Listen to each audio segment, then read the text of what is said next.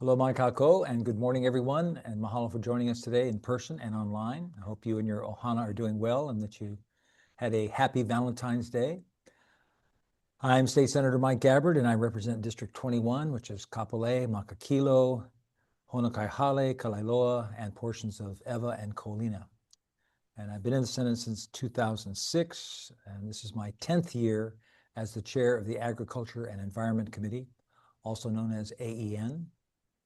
So here's a couple of quick housekeeping items. I call my community meetings listen story, quote unquote, because my goal is to hear your concerns, your ideas, and your feedback about what's happening in our district and in our state. And so usually the format of the meetings is I give a short legislative and community update, and then we open it up for talk story. Today we're going to be flipping the order a bit as we have a guest speaker. And so we're going to start with Dr. Keith Weiser and get the latest on the dreaded, notorious Coconut Rhinoceros Beetle, AKA CRB. And then I'll follow up with a brief legislative update before we open it up for talk story. And then what we're going to do is we're going to save our community updates, right, Mel, for our meeting in March, where we're going to detail on all the stuff that's happening in the district. And so for you first timers, we begin promptly at 9 a.m. and wrap it up by 10. If we don't get to your question today, please reach out to my office because we're always happy to follow up. Restrooms are located just outside. Follow the wall to the right toward the cafeteria. And today I'm joined by two members of my team, one virtually, one in person. Meg Turner is She's been with me for 12 years and keeps everything moving from committee hearings to daily operations. She's running our Zoom today from home as she's been sick the last few days. You okay, Mel? I mean, Meg? Yeah. Yes, thank you, boss. Hope you're feeling better. Okay, and then Melanie June is right here. She serves as my community liaison. If you've been to a Listen Story meeting or reached out to me about an issue, you've likely worked with her. So she's running the slideshow, taking notes, and helping us keep on time this morning. So as you know, the 2026 legislative session is underway, and we began in mid-January and will end on May 8th. Typically, there's over 2,000 bills that get introduced, but only a fraction will make it all the way through the process and become laws. And as chair of the AEN committee, food security, invasive species control, water protection, and protecting the INA remain top priorities for me. Now, many of you have asked for more information and updates on the Coconut Rhinoceros Beetle, and that's why we invited Dr. Weiser back to give us additional information about this topic at today's Listen Story meeting. And so the reality is that CRB is an invasive pest that threatens our native palms, agriculture, cultural landscapes, and ecosystems. Invasive species don't respect boundaries, right, Doc? They impact agriculture, transportation, tourism, natural resources, and ultimately our way of life. So addressing invasive species requires coordination across multiple state agencies and partners. That's why efforts like the Hawaii Interagency Biosecurity Plan from 2017 are so important. So we're fortunate to have Dr. Keith Weiser with us today. Dr. Weiser has been part of the CRB Response Team since 2014, and he currently serves as program manager. Now, the CRB Response Team focuses on surveys, treatment, outreach, and developing new management tools. The team is an emergency grant-funded organization managed by UH to protect the state's palm species, communities, and economy from the invasive CRB. It was established in 2014. The team works across Oahu, Kauai, Maui, and Hawaii Island to detect, treat, and stop the spread of the pests, particularly near ports and through green waste management. That's based here on Oahu, and Dr. Weiser coordinates efforts statewide and across the Pacific to mitigate the impacts of this invasive pest. So no need to take notes as we're recording today's meeting, and the video will be available on YouTube. And so if you think of additional questions that don't get answered today, please email my office and we'll follow up. And with that, I will turn it over to Dr. Weiser.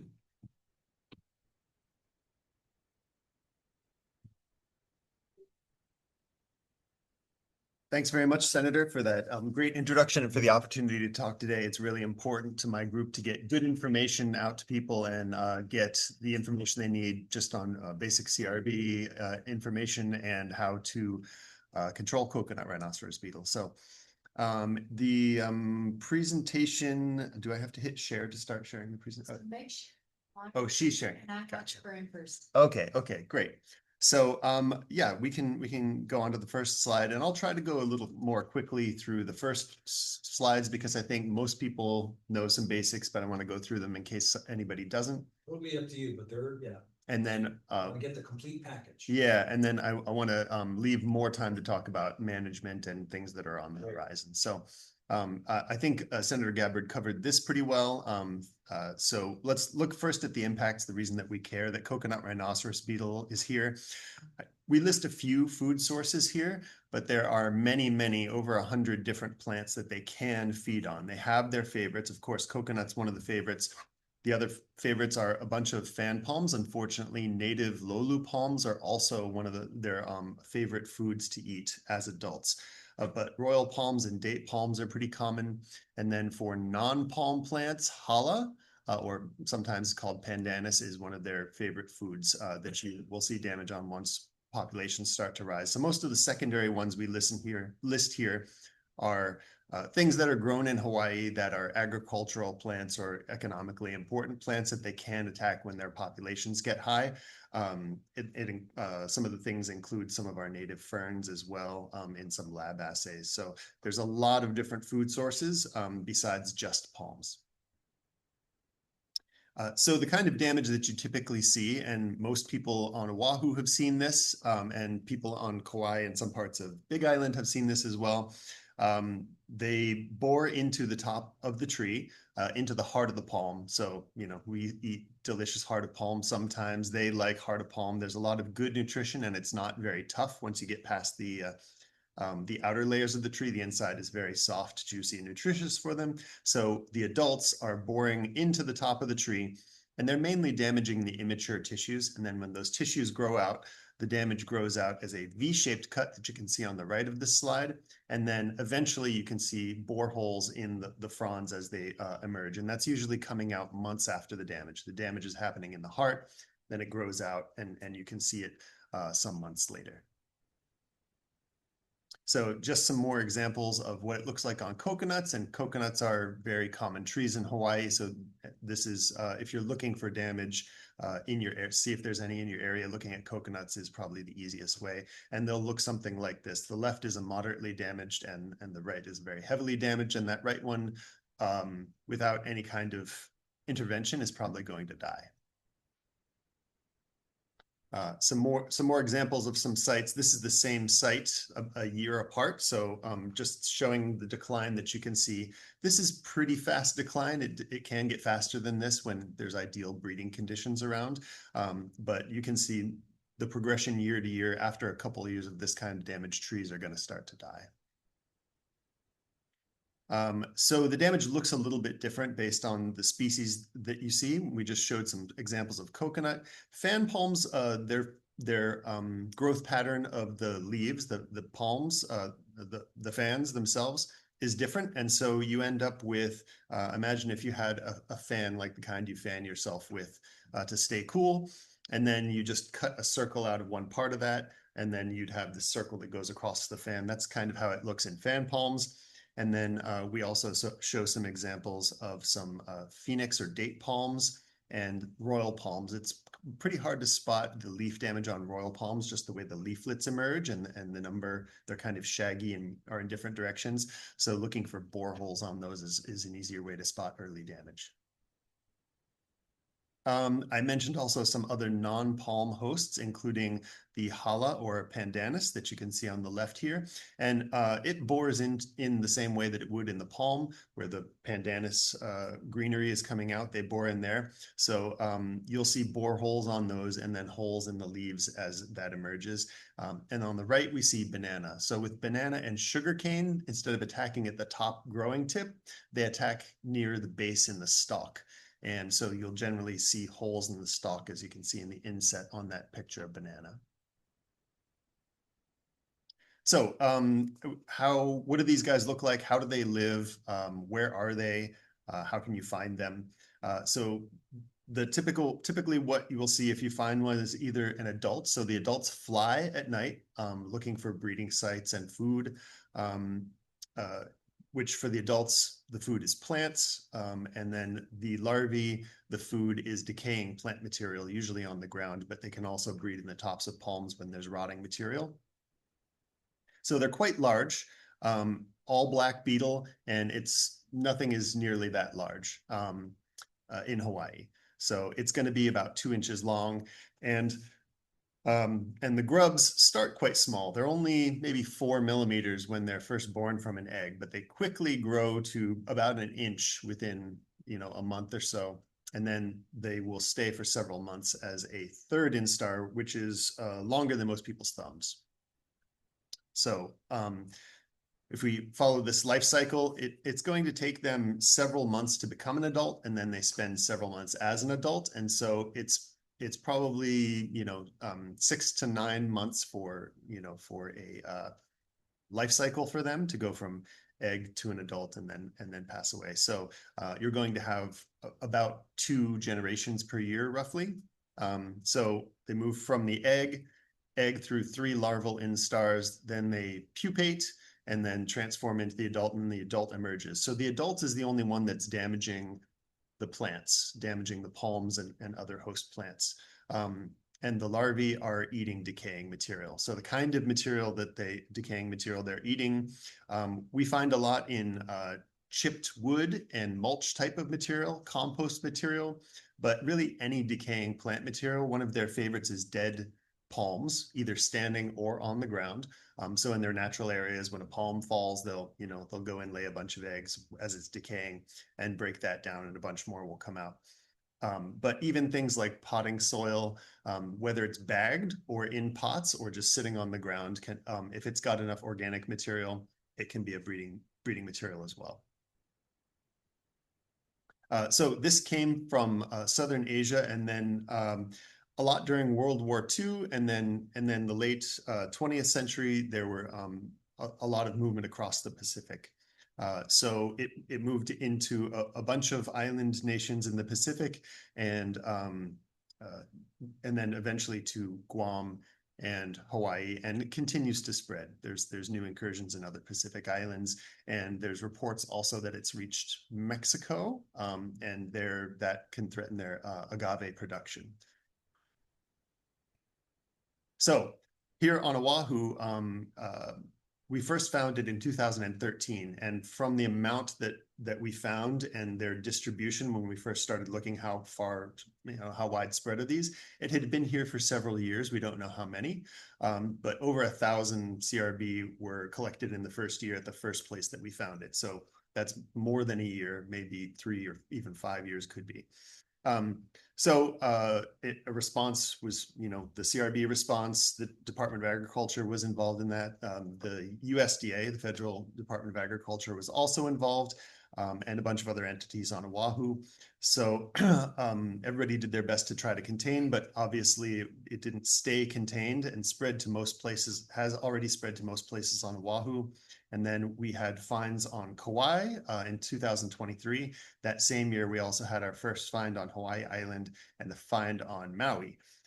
So with Maui, I'll start with the good news. Maui, they found a breeding site in a dead palm, which means that it was brought there and then it started breeding in a dead palm. So they removed that palm material, they treated all the palms around there, and it's been more than 2 years and we haven't found any more CRB on Maui. So we knocked it out on Maui, but Hawaii Island first appeared in Waikoloa. We did a bunch of treatments and outreach to people, got rid of breeding material. And we got rid of it on Waikoloa, but then it was found on Kona. So now we're fighting an infestation on Kona. On Kauai, when we started looking, it was in at least 3 different places. So the trapping was only at the airport area. So we didn't notice it until it had spread to several areas, because the first place it went was not to the airport, evidently. So now it is in many areas on Kauai.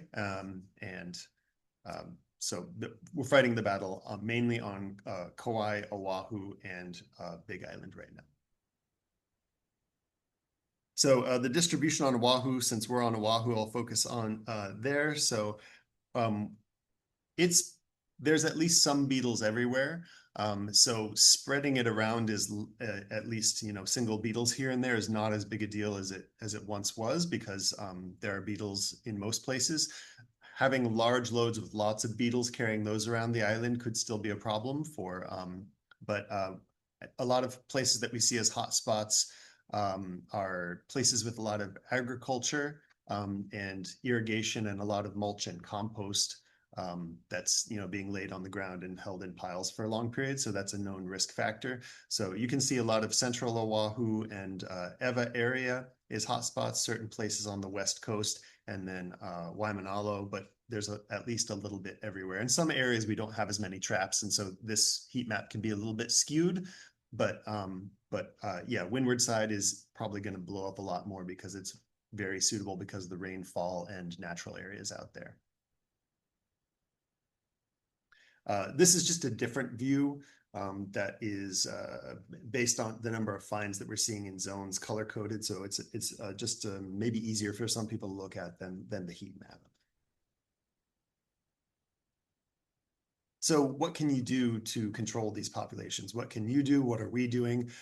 So for places that don't yet have CRB or don't have much prevention or containment, so that's trying to source clean material that doesn't have CRB in it and trying not to accumulate too much good breeding material in your area. And of course, if you don't have CRB, for example, if you're on Maui, we want to make sure that 0 beetles get shipped over there. The cultural and sanitation is more for people who have the host plants. What kinds of things can you do there, or especially people who have small farms or properties large enough that you have a lot of green waste. So managing that green waste well, which mainly is avoiding large piles of decaying material sitting on your property. And in the past, that has been a really good practice for regenerative farming, to just have a bunch of compost and then use that to regenerate your soil. And you can still do that, but there are protections like containers and things, and I'll go into some of those. There's also physical barriers, things like netting. The containers would also count as a physical barrier. And then biological, there aren't a lot of great options currently available, but there's some current work on biological control and some things that have worked well in the past.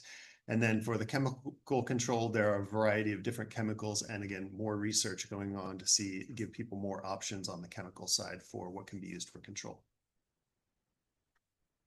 So I'll go into some more detail on those later, but that's just an overview from the integrated pest management perspective of what can be done in each of those categories.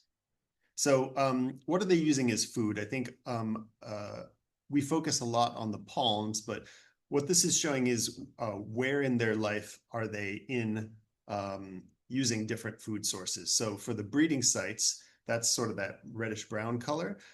Most of their early life, all of their early life is in the decaying plant material. So that's a big chunk of their life. That's usually at least 5 or 6 months that they're in there. And then as adults, they spend time in there and move back and forth between the trees and the breeding sites. So if you're going to look for CRB, the best place to find them is in the breeding material. But of course, we care about them in the trees because that's where they're causing the damage. It's causing the economic harm and culture, damage to the palms. That's important for so many things for tourism and culture and food in Hawaii.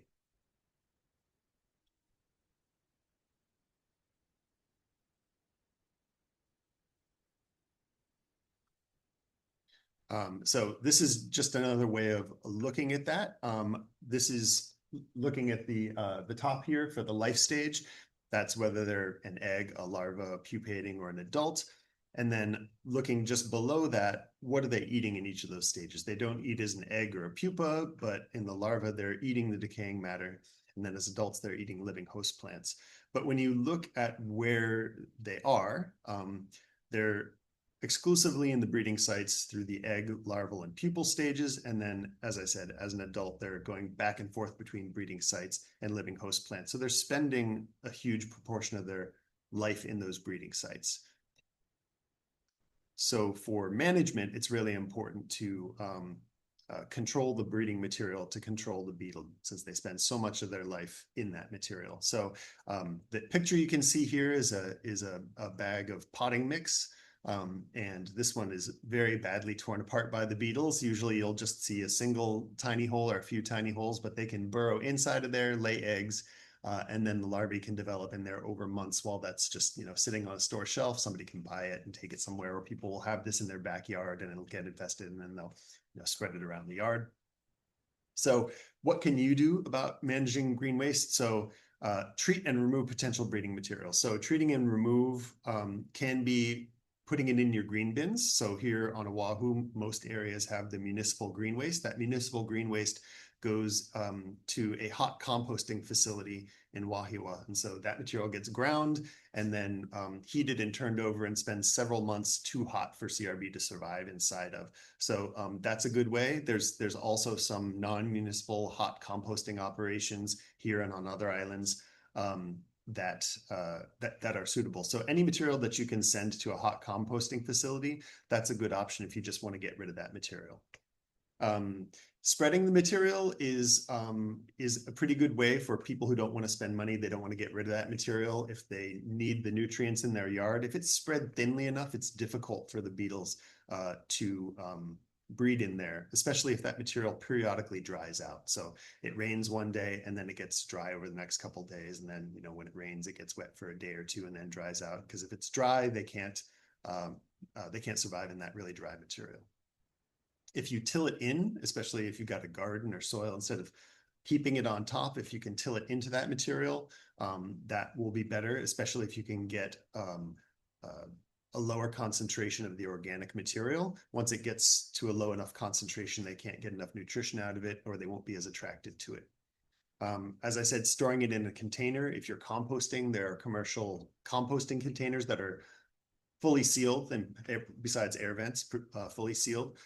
You can also just any kind of sealed wooden box or sturdy plastic container that you want to put compost or soil in should work too. If you want to use like a Rubbermaid trash bin to put bagged potting soil in, for example, that's a good option. And then treating host plants. So I'll go through what kinds of treatments can be done, but of course, each beetle before it reproduces has to feed on a host plant. So if you protect all the plants in your area, which is very challenging in most areas, then they should encounter a treated plant before they breed. So that can really control populations. The key is if you treat a minority of the plants, it's not going to have a big impact, because if a single beetle feeds on an untreated plant, then it can lay 50 or 100 eggs from that one, from one beetle. So you really have to be pretty comprehensive when you're treating at the host plant level. And then, so the treating of the host plants, generally pesticides and repellents, chemicals and sprays and things that you can either put on the roots, on the crown, inject into the tree, or netting of palm crowns. So I'll talk about some other treatments that you may have heard about as well. So our recommendations, okay. Oh, sorry, I guess that duplicated. Yeah, this is the better slide. I guess I had 2 copies in there. All right, next slide. So really, if you're trying to kill a coconut rhinoceros beetle, there's only so many ways that you can do it. Physical methods, you can chip it, grind it, stomp on it. If you run a tiller, those blades might hit the larvae or adults. The traps will capture them and then they're out of the breeding population, or the netting can entangle them or at least exclude them from a host plant or a breeding site. Heating, if they get over about 115 Fahrenheit, they're not going to go into that material. It's too hot. Or if they're in there and you get the material hot enough, that'll kill them. So things like incineration or hot composting. Some people use a steam chamber. The steam chamber is probably not reasonable for the average homeowner, but for businesses, that's something that can work. Chemical treatments, selective toxins like most pesticides, and salinity. Botanical oils have been tested as well. And then resource deprivation. They need certain things to survive. So if you can keep those things away from them, like we said, protecting all the palms so they can't get to their adult food source, or getting rid of the breeding material. If there's not enough moisture for them, depriving them of those resources is another way to keep populations in check.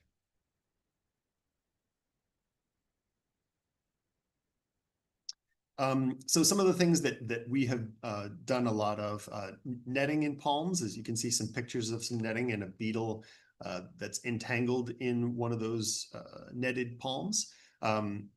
Chemicals, so there's a variety of pesticides that have been tested. My group has favored the use of the injectable insecticides, mainly because it's easy for us to do treated a large number of palms. So for example, over at the airport and joint base area is one of our major focus areas. And so we do a lot of treatments over there. But we have also done foliar treatments as well, mostly for us with drones, but those can be done with bucket or lift trucks. And then UH has done some research on some repellents, including essential oils. And repellents can be good to save specific trees, but they're not going to control populations because it's just pushing them off of one tree onto another.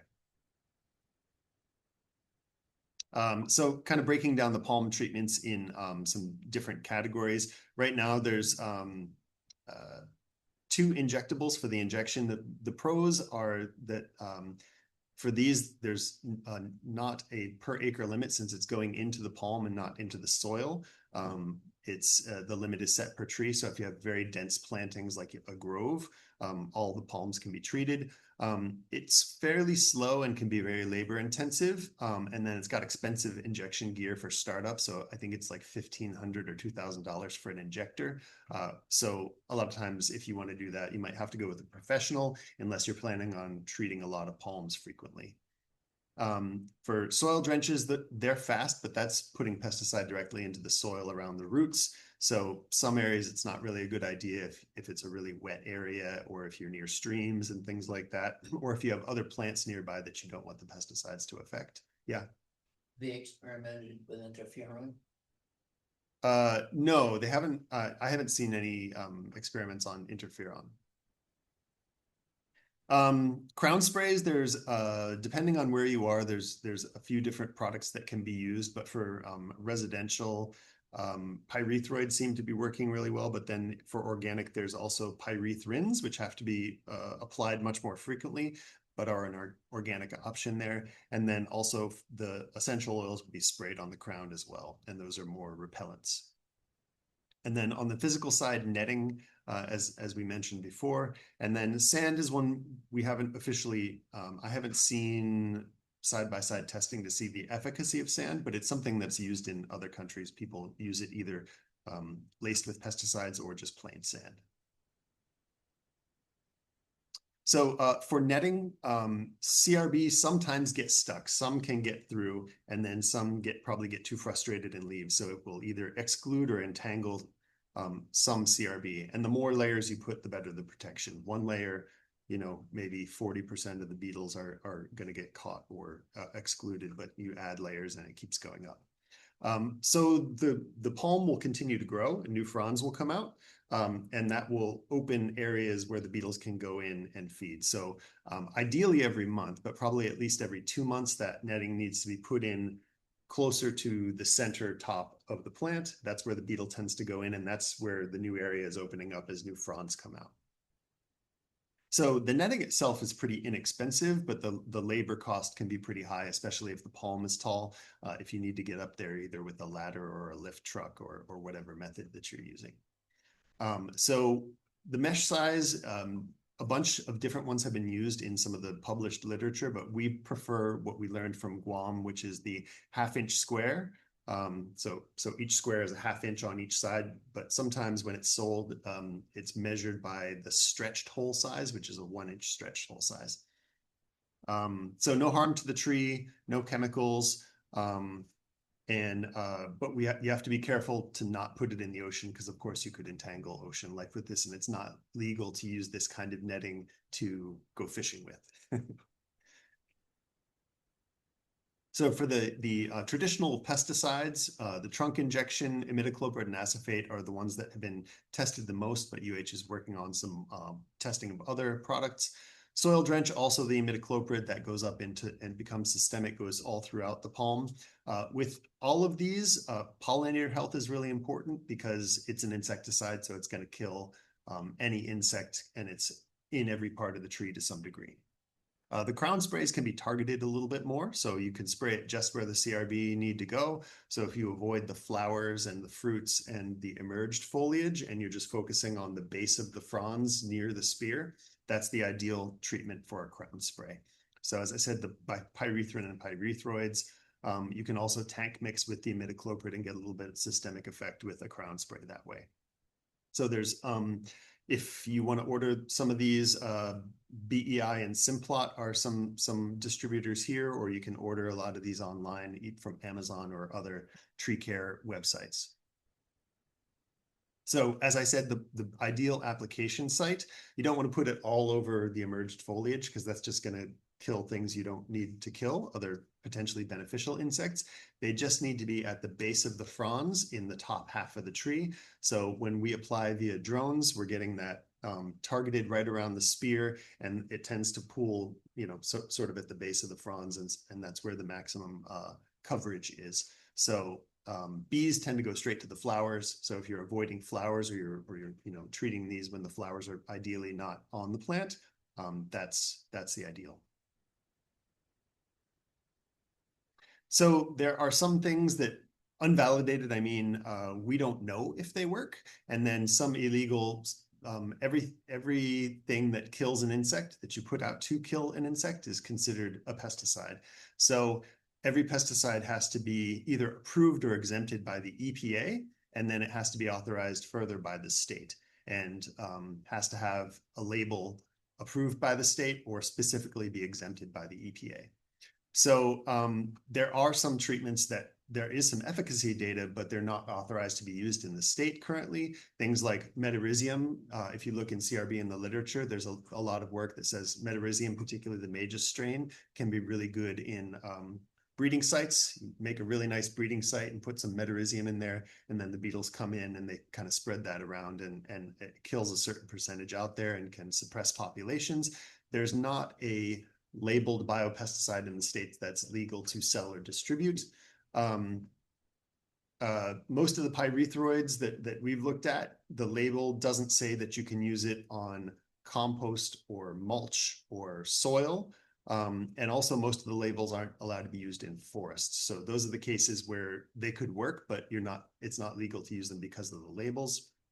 And then salts, UH tested salts, but salts, when used to kill insects, becomes legally a pesticide, and there's not a label for that in the state. So just keep that in mind. And then there are some treatments out there that people talk about and are being marketed even, and there's not much or no official efficacy data. Things like the Nanotech 2000 palm tree weevil killer, Jadam sulfur, cayenne pepper, sand, mothballs.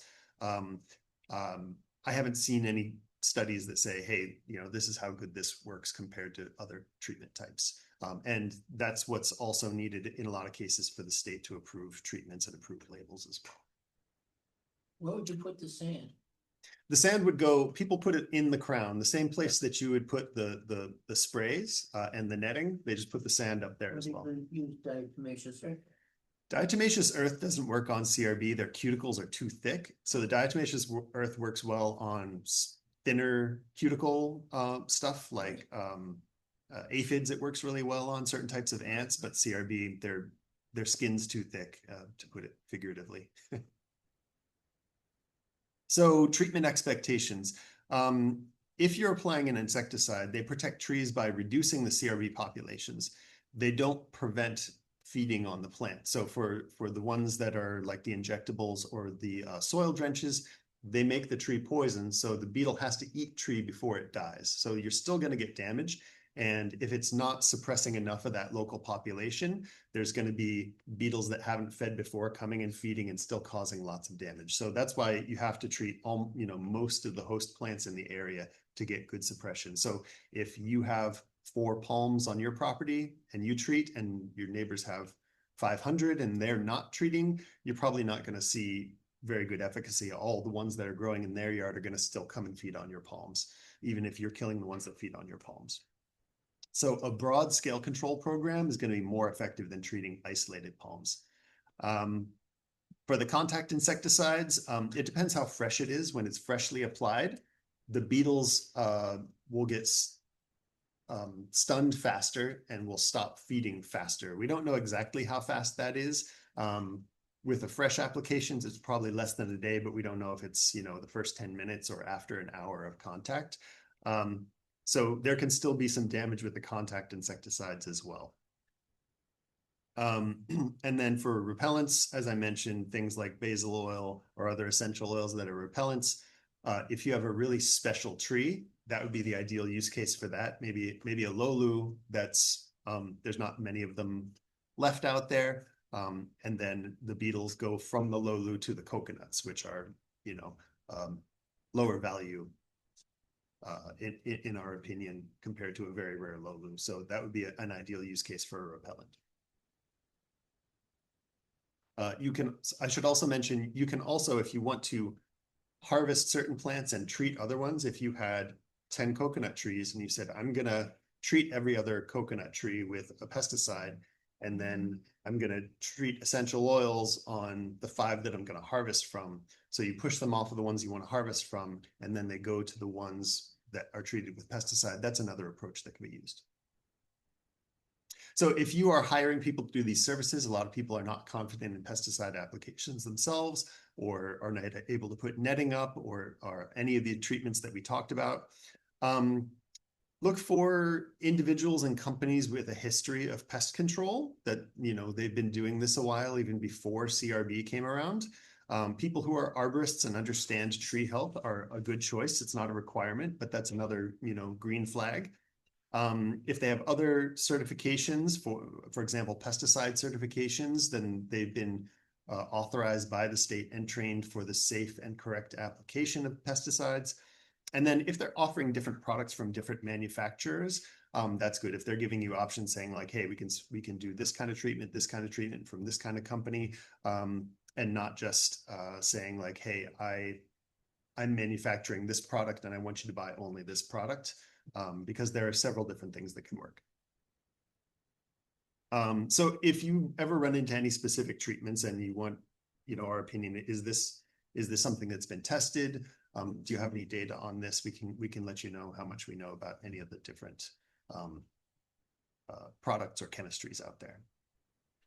So some stuff that's on the horizon, some state-sponsored detection and management tools. So Act 236, I don't know if you're familiar with that, but that was generated from a bill that was sponsored by Senator Gabbard and others from the state. And so we are able to distribute free netting and traps if you want to use those for control and management if you're in an infested area.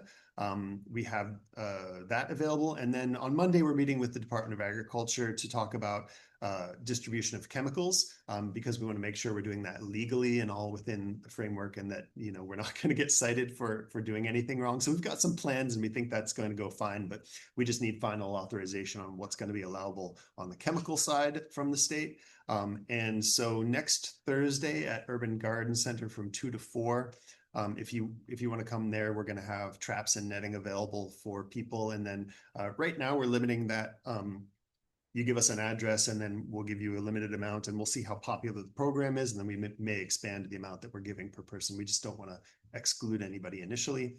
And then Representative Martin was also involved in getting the Act 236. And so out in the March 7th and 14th, we're also having some rollout events in Waimanalo and Enchanted Lake. So if you want to attend any of those, I can give you the details on those as well. So biocontrol, if you watched the news the other night, we did a little piece for KHON2 about some of the testing that's going on with nudibvirus. Nudibvirus has been one of the biological controls that has worked the best in the past. So through most of the 20th century, a lot of the invasive range in the Pacific Islands nudibvirus was keeping that pretty well in check. So they tried some releases in Guam, and it didn't seem to take. It didn't seem that the virus was spreading and suppressing populations. And so here we were very wary about trying that because it was assumed that the Guam beetles and the Hawaii beetles were very similar. So more recently, Dr. Michael Melzer's lab at UH has done some collections in Palau, and they plan to do some in Vietnam and some other areas. And they've collected some virus from those areas and tested them on the beetles in Hawaii. Right now, the permit is only for larvae, but it's looking really promising. The larvae that are getting infected with the virus are dying in the lab. So that means that that virus that they collected is probably a good match to the strains in Hawaii. So that's very promising for the future, but they have to do a bunch more efficacy testing and make sure that it's not killing any native Hawaiian insects. And so there's one beetle in particular that's the most similar. It's not that similar, but it's a scarab beetle, like CRB is also a scarab beetle. So in the same family, and they'd have to test and make sure that it's not going to eradicate a native species. And then the decision to roll that out, once the data has been made, it's up to USDA and State Department of Agriculture to determine if that's going to be an allowable biocontrol. So hopefully in the next couple of years, we will have a biocontrol for CRB. And the early stages now, it's looking very promising. There's a couple of researchers at UH that are looking at new chemicals, both for fumigants for potted plants, especially ones that are moving inter-island, treatments for breeding material and soil type material, things like dips or sprays that can be put on potted plants is a big focus right now to avoid spread, and also to treat breeding sites. And then they're also looking at some other chemistries for injectable systemics. So all those are currently being researched. And then we're also looking at some new trap types. So there's been some work that's done with both private sector and UH researchers looking at some light trapping. Some light trapping work was done in Guam as well. And then looking at some ground traps and some DIY things that people can do at home if they want to just go to Home Depot and get some supplies and build some traps that way. So I want to talk about potted plants. Yes. And these are not palm potted plants, Yeah. but does the larva pupate in the soil in the potted plant? Yeah, so for those who didn't hear the question, for potted plants, do the larvae pupate in the soil of the potted plants? So we don't have a lot of direct data on potted plants, but they have found CRB adults and larvae in potted plants that have been shipped to other islands. So we know that that is a route for transfer.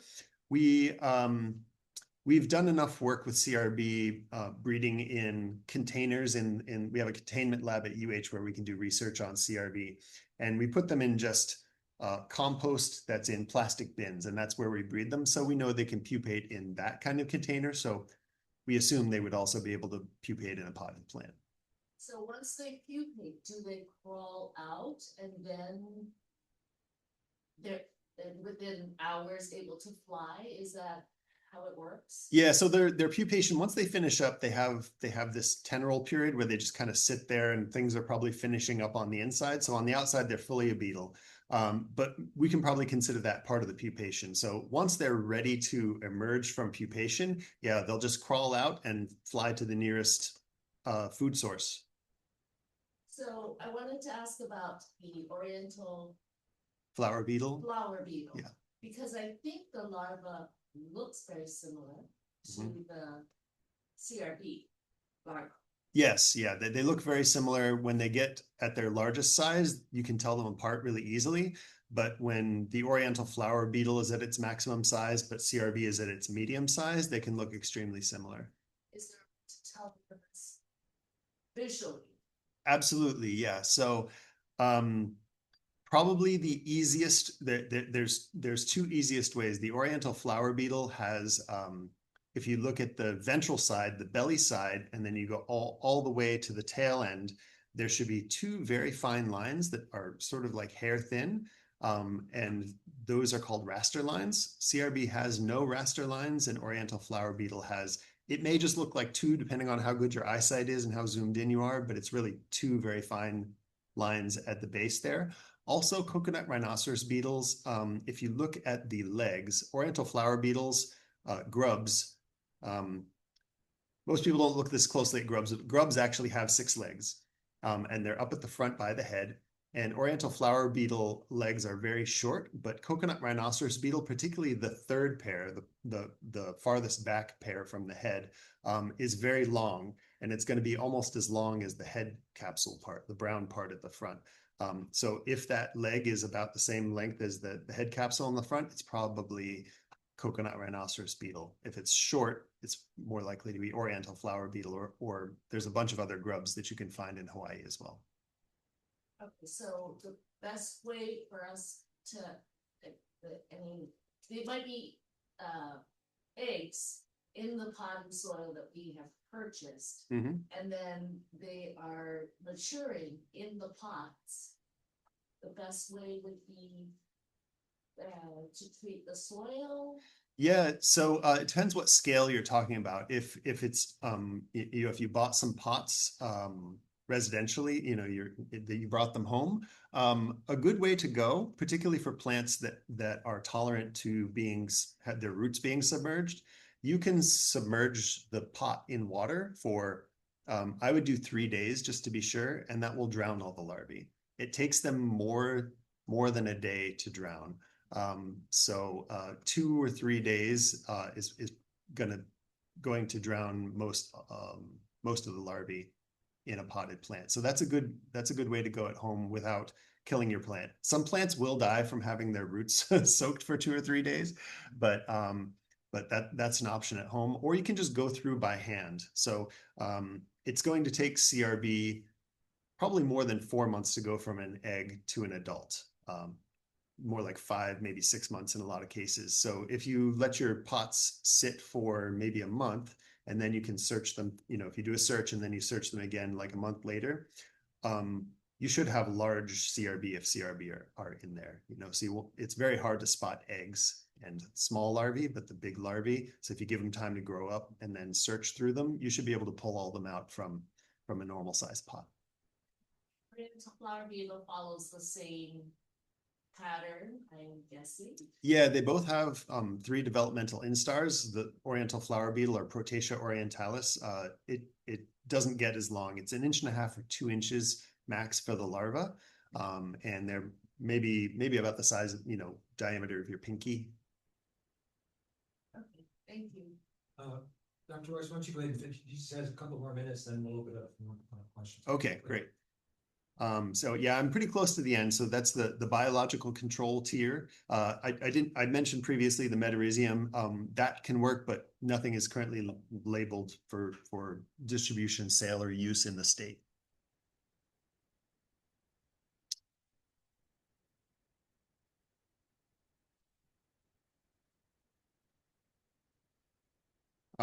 Okay, so yeah, like we just talked about, inspecting your material. So when you're buying from a nursery or any place, inspecting for damage on the plants, looking for pukas, holes in the soil where something might have burrowed in. If they allow you, you can even unpot the plant if it's got a nice root ball and take a look and see if there's any larvae at the bottom of the pot, something like that. And then for growing medium, where you're sourcing it from, look for holes in the bags where adults might have burrowed in or out. And then if you're just getting bulk soil, dig through it a little bit and see if you see any signs of larvae in that material before you transport it home. So if you see any of those things, don't transport them, especially inter-island, but you don't want to, you'd want to alert the place that you're buying it from, like, hey, I think I see CRB in this material that you're selling, and then don't take that anywhere else. And then, as we said, managing your decomposing plant matter and treating host plants if you can do it in a broad enough area. So for a single property where you don't have your neighbors doing chemical treatments, netting is probably one of your best options. But if you can get everybody in your area to do some kind of a treatment, then you could have a broader plan for getting all of your host palms treated. But since they spend so long in that decomposing plant material, reducing that total number as wherever you can in your communities is one of the best ways to keep populations suppressed. And of course, spreading the word. And there's a bunch of good web pages out there. CRBHawaii.org is ours, but there's a bunch of other really nice information sources that have pretty similar information. The invasive species committees have information, and DLNR has information, and there are some private organizations that have nice websites as well. All right, I'll leave it there, and more questions. Yeah. So, Hang on. sorry.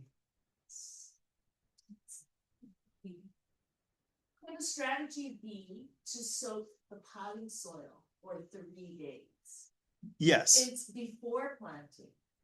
Yeah, absolutely. You can soak the potting soil for 3 days. That is going to change the microbes in there. So you're going to have more anaerobic microbes, and you're probably going to kill off all the aerobic microbes. But it's going to change some things. But you can also hand search some of that material. If you want to keep that type of microbe, you can soak most of it and make sure to kill all CRB, and then drain that material and then add back the aerobic bacteria with the stuff that you reserved in the beginning. So that can be, depends how much you care about the microbes in the material that you've got, or you can just soak the material like you suggested. Soak it for 3 days Mhm. in water. Yep. Just water. Yep. Then dry it out. Yep.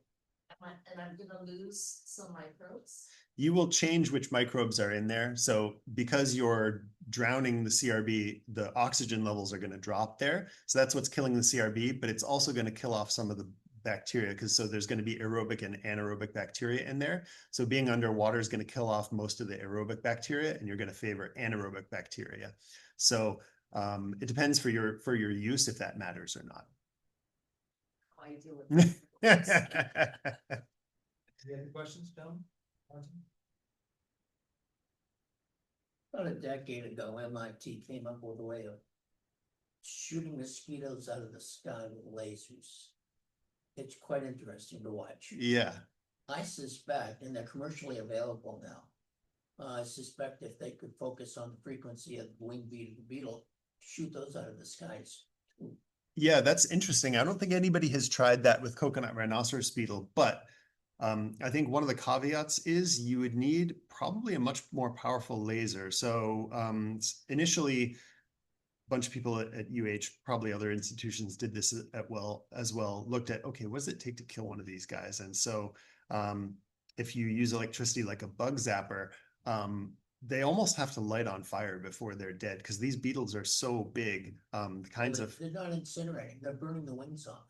Oh, okay. Yeah. That might be an approach, but even the wings, it's going to take a significantly more than it would take for a mosquito. So I haven't looked into that, but yeah, that could be a possibility. They also looked at the frequency of the wing beats. It's about 100 hertz. So you'd have to see if it's easily differentiable from other insects and what kind of range. Also, CRB are flying less frequently than a mosquito. Mosquitoes are flying all the time, and CRB, are flying much less frequently, but that could be a way to go.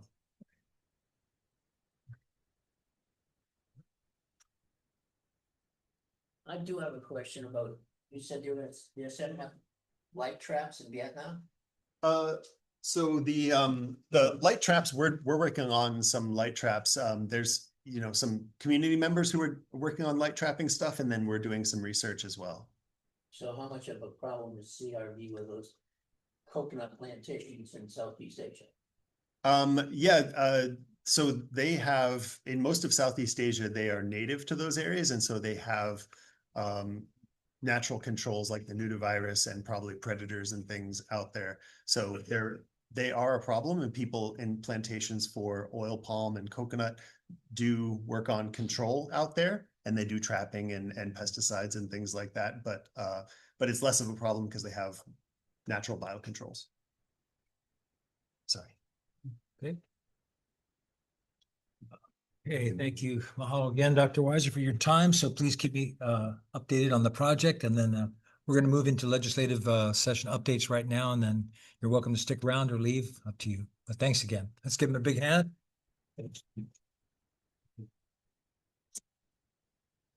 Okay, let's see here. Where are we?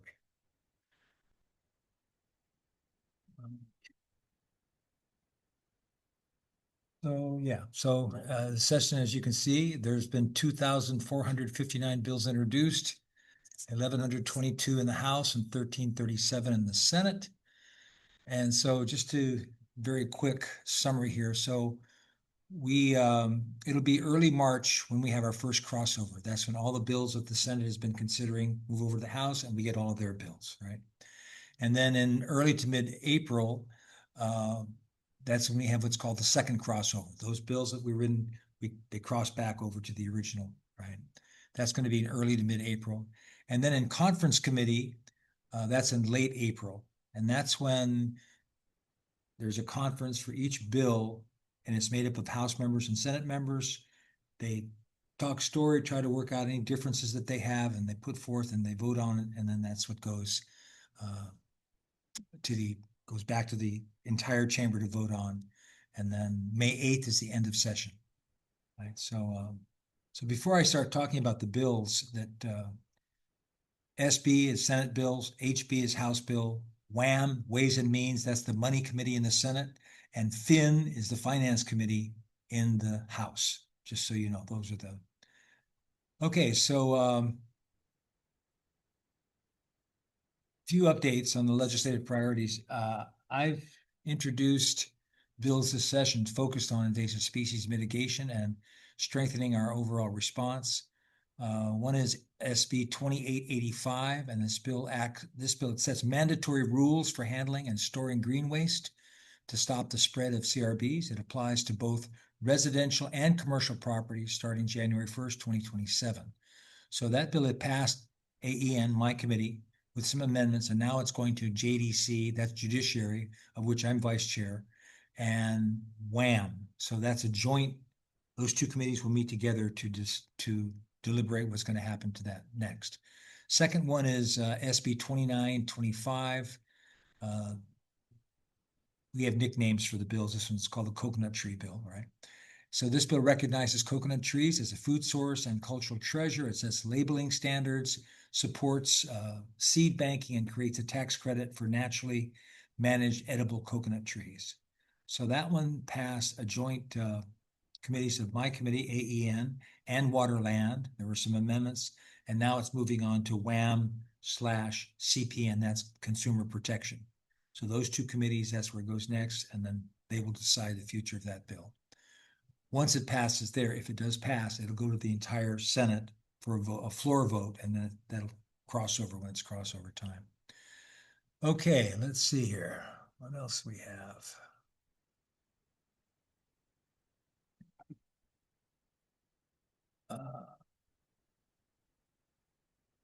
Okay, and then also priorities. My number one priority was just to update you on the priorities that I shared last month. Here's where my top AEN priorities are. So food security and ag tech workforce. It's about growing more food locally and growing the next generation at the same time of growing the next generation of farmers. So priority bills that I introduced to move in this direction are the Healthy Soils Program, that's SB 2110, and the Kuleana Ag Tech Pathways Pilot Program, SB 2320. This is the 5th year that I've introduced the Healthy Soils Bill. One of the things I've learned in this business that I'm engaged in is patience and determination. You never give up. And so in 22, it sailed through the House and the Senate, went to the governor's desk, he vetoed it. And so we came back, and so we're trying to get it across the finish line ever since. So this year I teamed up with the Hawaii Farmers Union and also the Climate Commission to create a Healthy Soils program to incentivize farmers to practice regenerative, sustainable farming techniques. So this bill takes it out from the umbrella of DAB, which stands for Department of Agriculture and Biosecurity. Formerly, before last year, it was just the Department of Ag. And it puts it under the Climate Commission. So we thought we'd try a new strategy here. And the goal is to help farmers incorporate more environmentally friendly practices, It passed my committee, of course, AEN, and it also passed Ways and Means, WHAM. So it's now headed to the Senate floor for a vote before it crosses over to the House. The second priority bill, SB 2320, establishes the Kuleana Ag Tech Pathways Pilot Program. And what that does is it creates career pipelines in the fields of ag and ag technology. And it's a coordinated ag tech career pathway. It connects high school students and apprenticeships and real careers in ag and ag technology. Creates a sustainable ag workforce pipeline by equipping Hawaii's youth with hands-on training in modern ag technologies, connecting education directly to real-world farming careers. So I'm happy to report that passed out of EDU/AEN, that's Education Committee, and AEN, it's a joint committee this last week on Wednesday, and it's now waiting to be heard by WHAM. So that's good news. And then on priority number 2, solid waste management. As we all know, we're running out of landfill space, especially here on Oahu. And so what we need is a practical, coordinated plan to deal with our waste challenges before it becomes a crisis. And I know that our City Councilwoman Topolo is working on this issue right now at the county level. But our primary municipal landfill, aka garbage dump, is at Waimanalo Gulch, down the road a bit, and it's been accepting most of the island solid waste for decades, and it's currently scheduled to close by 2028. And that's by a state land use commission order. And so while it does have capacity for a few more years, the planners are already assessing the alternatives and potential expansions, and because relying on one aging landfill is not a long-term solution. So SB 2485, it establishes a temporary solid waste management working group in the office of the governor to examine the materials management policies, reduce solid waste, protect our environment, and identify alternative technologies to address our long-term waste needs. And so the working group is going to include Department of Health, the counties, Board of Water Supply, and it would be required to report back to the legislature with their recommendations.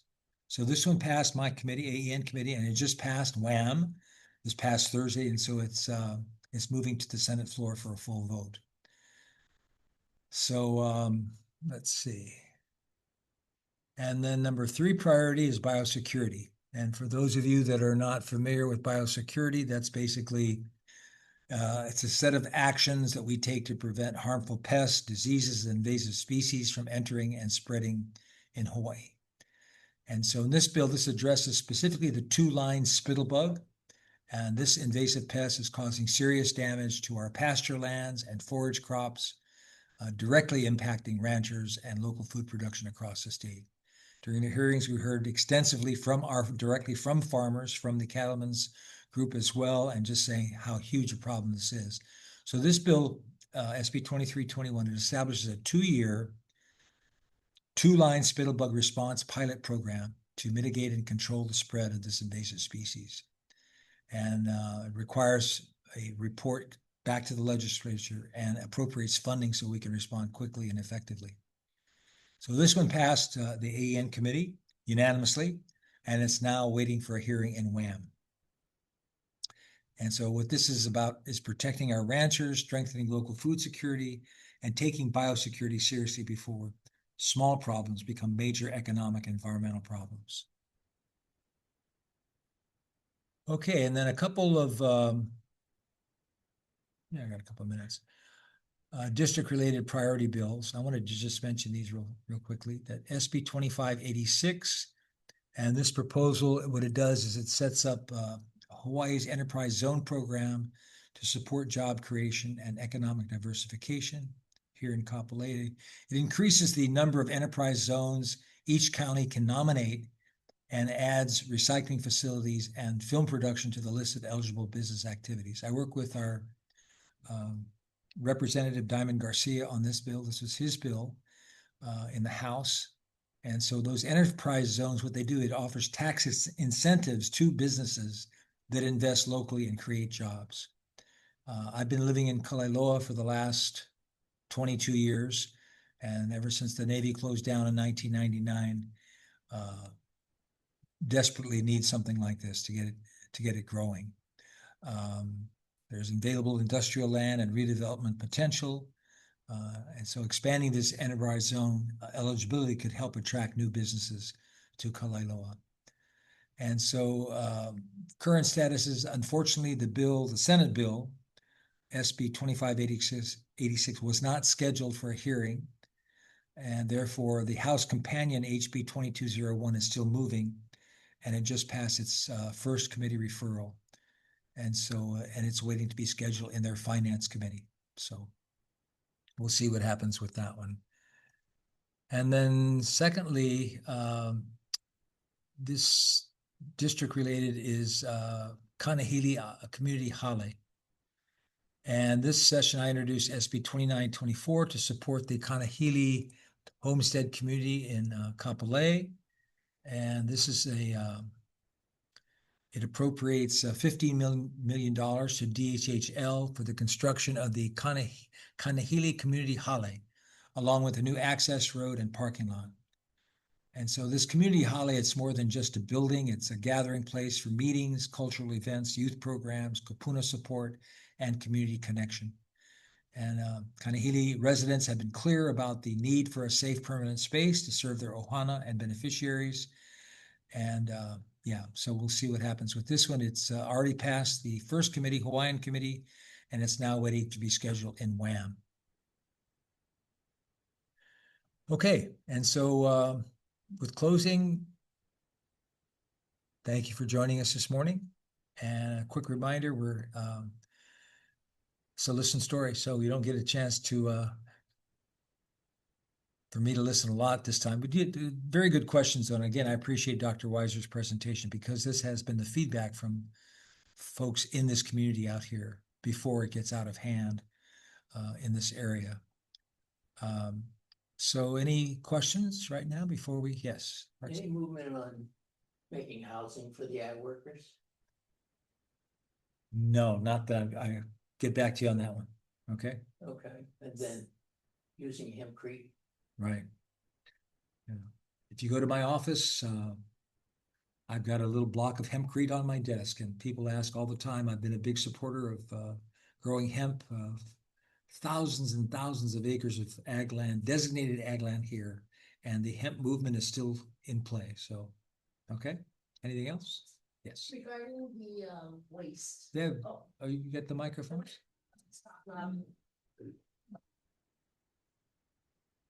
Regarding the waste, is there a consideration of maybe adding another boiler to Yes. power? Yes.